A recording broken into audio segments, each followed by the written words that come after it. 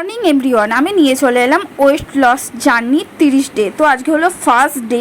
আমি খেয়ে নেবো সকালবেলা ঘুম থেকে উঠে আমলা জুস খেলে ডাইজেস্টিভ সিস্টেম, স্কিন, হেয়ার সবই ভালো থাকে। তো আমি খাই, তোমরাও খেতে পারো। অবশ্যই ডাক্তারকে বলে খাবে। এরপর খাবো আমি জল। তো আমি সারাদিনে 3 লিটার নর্মাল ওয়াটার আর 1 লিটার ডিটক্স ওয়াটার খাই। তারপর আমি আধা ঘন্টা বাদে চিনি ছাড়া চা, 2টো বিস্কুট। তোমরা বিস্কুট অ্যাভয়েড করতে পারো। আমি 10টা নাগাদ খেয়ে নিলাম ছাতু মুড়ি। ছাতু খেলে পেটটা ভীষণ ভর্তি থাকে। এই যে হলো ডিটক্স ওয়াটার। তোমরাও খেতে পারো। ডিটক্স ওয়াটার খাওয়া শরীরের জন্য খুব ভালো। 1টা থেকে 1:30টার মধ্যে আমি করে নিয়েছিলাম লাঞ্চ। লাঞ্চে ছিল ভাত, সবজি, 2টো বড়া, স্যালাড আর মাছ। 4টে নাগাদ খেয়ে নিয়েছি আম আর লিচু। তোমরা তোমাদের ইচ্ছা মতন ফল খেতে পারো।